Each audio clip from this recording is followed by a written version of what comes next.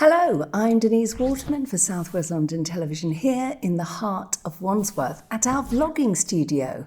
Yes, I'm joined today up close and personal with the very lovely Beverley Corson, who is, of course, CEO of the Wandsworth Chamber of Commerce. Welcome. Hello, thank you very much for having me. Well, it's taken a long time to get you here. You're a very, very busy woman. That is right, yes, I have had to postpone or look in my diary over quite a long period of time, but it has been a busy year and a bit since taking over the role, so, I'm glad to finally make it. Well, we're very pleased to have you at last. Now, I think it'd be really important for people who are watching to understand exactly what the Wandsworth Chamber is, because we don't all know what it is. So would you mind letting people know what it is? Sure. Okay, so Wandsworth Chamber of Commerce is an independent, not-for-profit organisation. It's a business organisation, so it's a membership organisation which has a number of businesses within the borough who are members of it. But on top of, and with that, we run networking events. We have a directory on our website. We look to bring businesses together through various means. But also, as the CEO of Wandsworth Chamber, you are also required to be like almost the voice of business in the borough. So I get invited to things such as I'm currently in the Cost of Living Commission, or I'm invited to certain council-related things and even MP-related things, just to kind of give a perspective of businesses.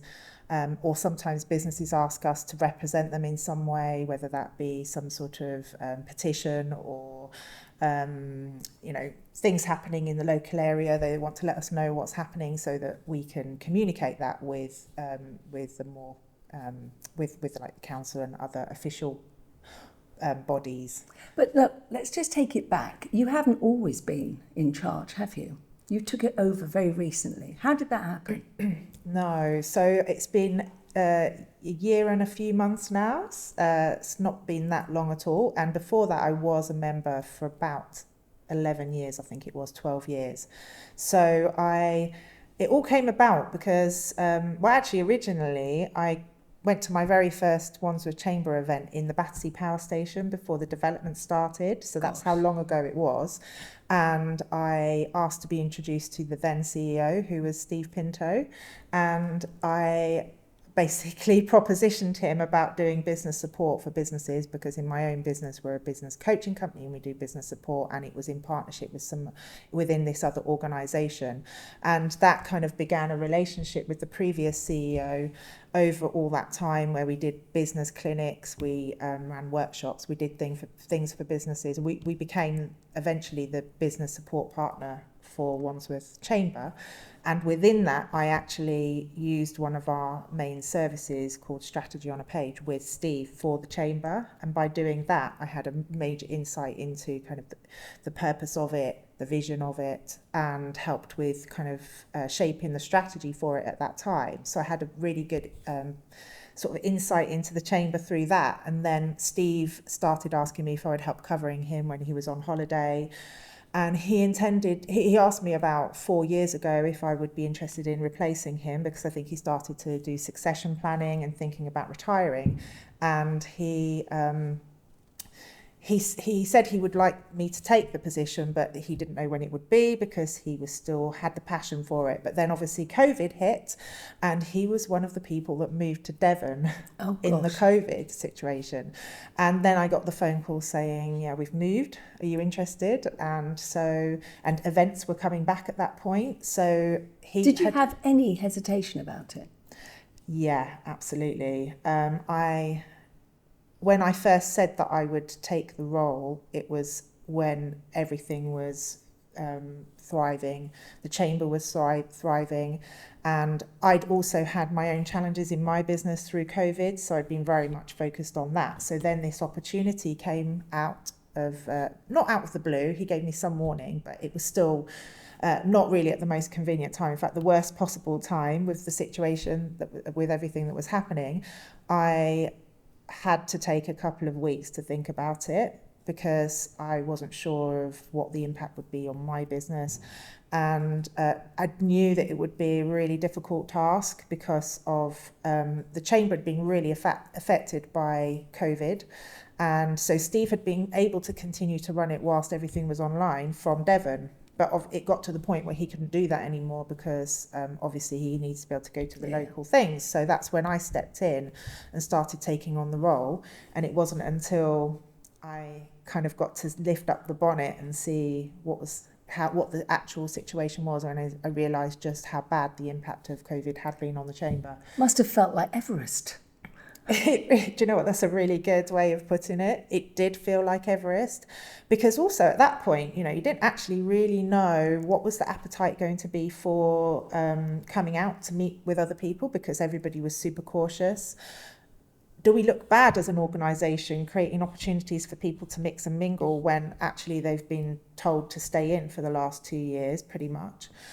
There was a lot of that, and am I restarting something that will have those things within it anymore? And if it's not in it, what does it look like? And will people want the new thing? And so, it was actually a massive risk for me and a hard decision to make, because ultimately it's my reputation, and who wants to fail? And the circumstances were quite extreme, actually. That wasn't ever an option, surely. A woman like you failing? I don't think so. Well, coming out of COVID, I think everybody had thoughts about the potential of failure and perspectives changed, didn't they? So no, but you're right. I mean, I wouldn't have taken it on if I didn't think that I could make a success of it. But it was a risk because I had to say yes before I started the events. So it was quite a crunch time and a deciding factor. So a few trips to the gym and to work on the anxiety, and I made the decision and we just went for it. And actually, there was an amazing reception. I think our first event was at South Thames College, and that was really well turned out. And then our second event was at ASC Wimbledon. I think we had about 130 people sign up for it. And in fact, the event was literally probably a day before the lockdowns of the Omicron variant running into Christmas. Gosh. So we still weren't out of it when we were starting to do the events again. But anyway, the rest is history, as they say. So we continued on, and I think we ran 37 events last year. But also there was the issue of membership, because we were not running the face-to-face events. So many people hadn't renewed. Yeah. So actually we had dropped probably about 70-75% of our membership, and we had to kind of bring everybody back. But in order to bring them back, you had to have something for them to come back to. So it was quite a interesting time. And but yes, by November last year, when we ran our AGM, I think we got it back up to very close to where we were before COVID in terms of numbers, which is really fantastic. And now we can start focusing on growth. And how does somebody become a member? What do they do?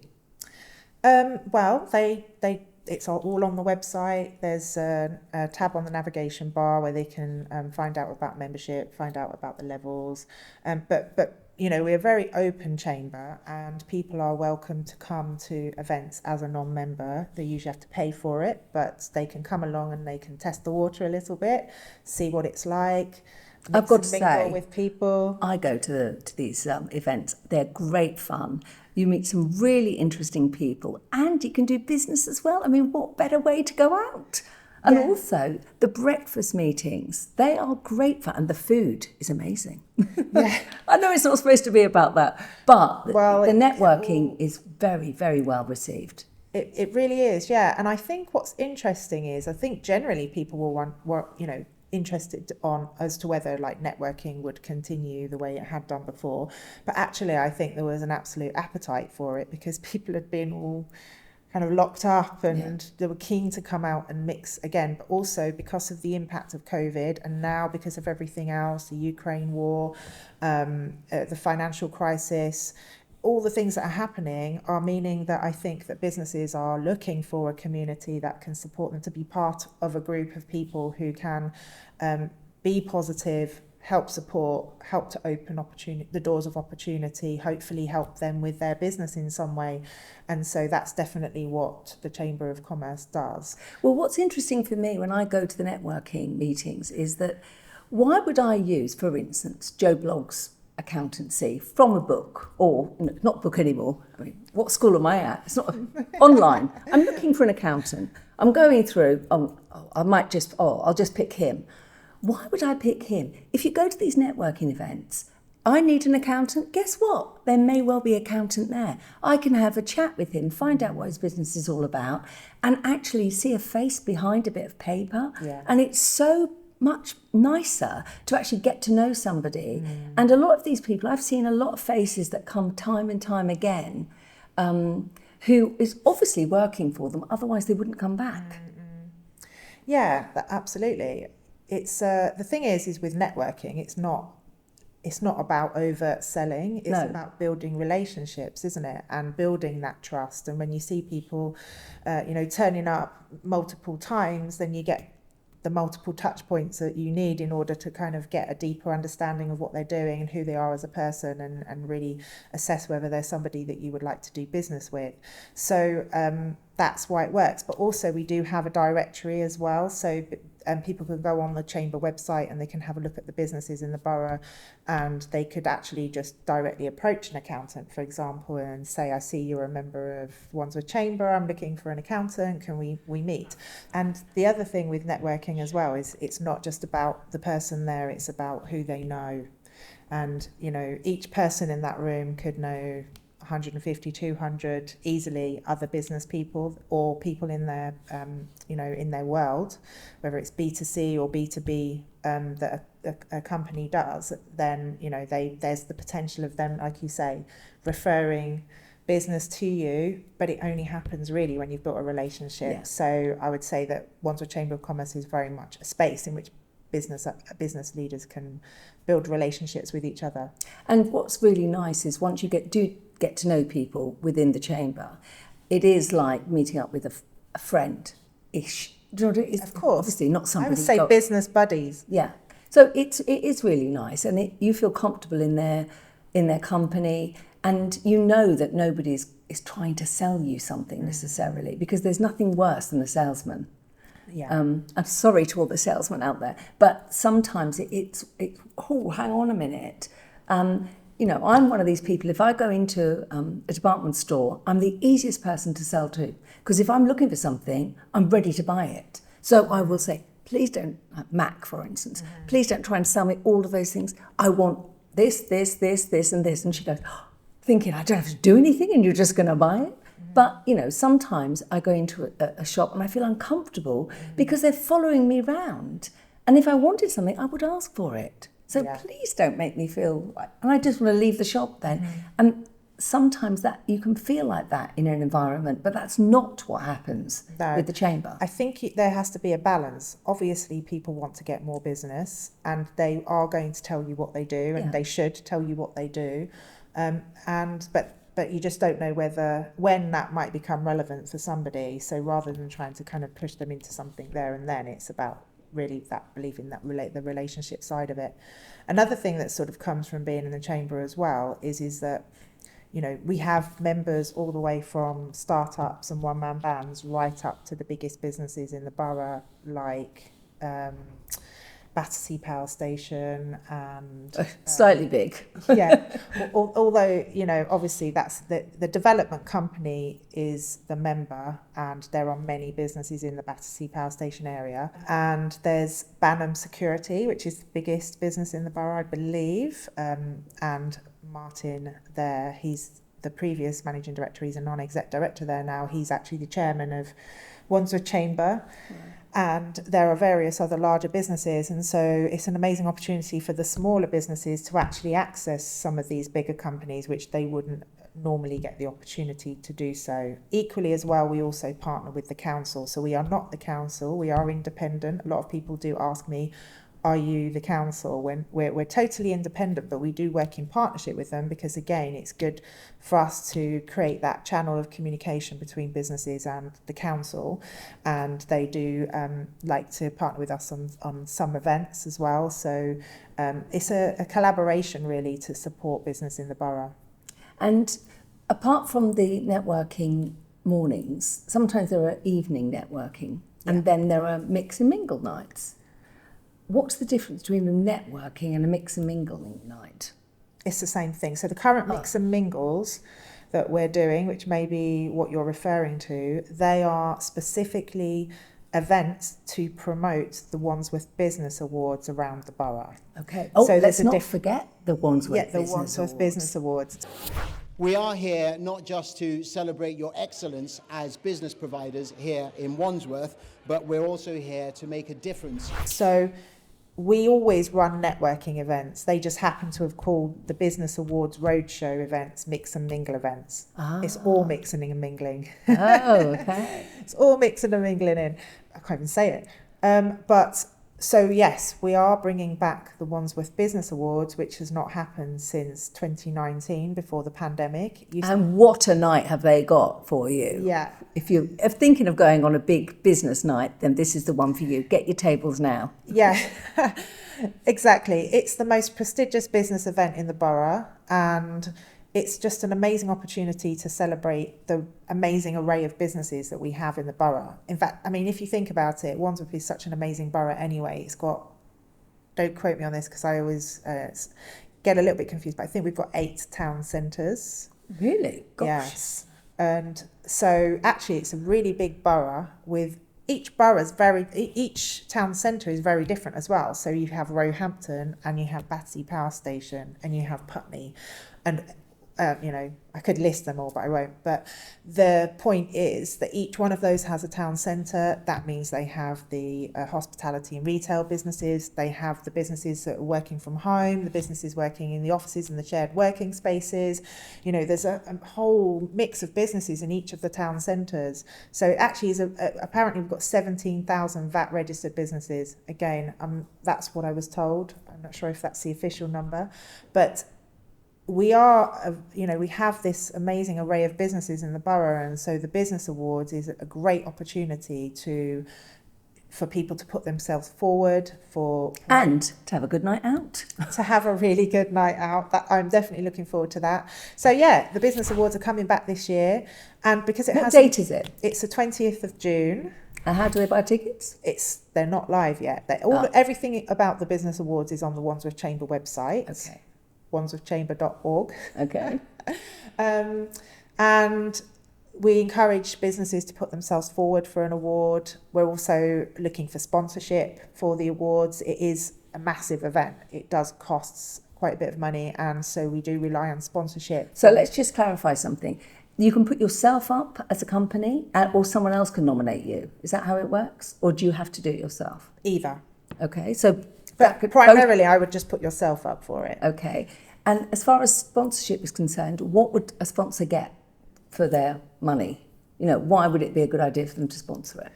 There are various reasons. I mean, there's a CSR side of it in terms of by sponsoring the Business Awards, they are helping businesses. They're helping to do something that's good for businesses in the borough. Also, they get a lot of visibility through the marketing campaigns beforehand. They usually sponsor a specific award, although there are some other categories. They would give the award to the person that they are of the category they're sponsoring. They get tickets on the night. But the main thing is about visibility and seen to be supporting businesses. So obviously sponsorship tends to be the bigger companies, and they have, they want to be engaged with the local business community, and this is a way for them to, put it out there that they're doing that, and obviously it's the promotion that comes with it, because we are going hard on our promotion for this event, and so there will be a lot of marketing involved, and they will be there on all of the marketing as well. So just enlighten us, what will we expect on the night? Okay. Business Awards night, this is. Yeah. Okay. So, well, because we haven't had it so long, I really wanted to make an impact with it and make it a night to remember. And actually, as well, there are certain, having been to awards before and having been a small business, wanting to go to an award, and going, okay, that's actually quite pricey. There were certain things that we wanted to make sure that we adhered to. It's kind of the vision for the business awards was to make sure that it was affordable for the SMEs and the smaller businesses. And actually, with the cost of living situation, the larger businesses are having to also count the pennies more. So if we want someone to get a whole table, we need to make it reasonable.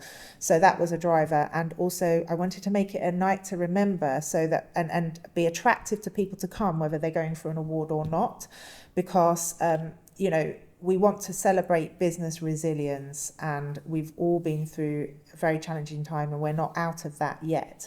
And so we wanted to have the theme of celebrating business resilience. And for some reason, I know somebody who does opera productions and combines that with other things, other events. And so I felt like it would be appropriate to ask her if she would help incorporate opera into this performance, because there's nothing like opera to take you on to tap into your emotions and take you on an emotional roller coaster. And I thought to myself, well, that's kind of what we've all been on. We've all been on an emotional roller coaster. We're all still on it because we keep thinking we're out of the woods and things are happening, and then and we're all having to hear all this media as well that can be quite challenging. But as business leaders, we all have to take responsibility for making sure we're doing everything we can for us, to give ourselves the best chance of success. And so, wanted to use this as a bit of a platform to get that message across. And so the night is going to be... on the night, it's going to be at the Clapham Grand, and which is a theatre. And we have literally kind of we'll have all the tables with the seating area at the bottom, and we'll have the balcony as well.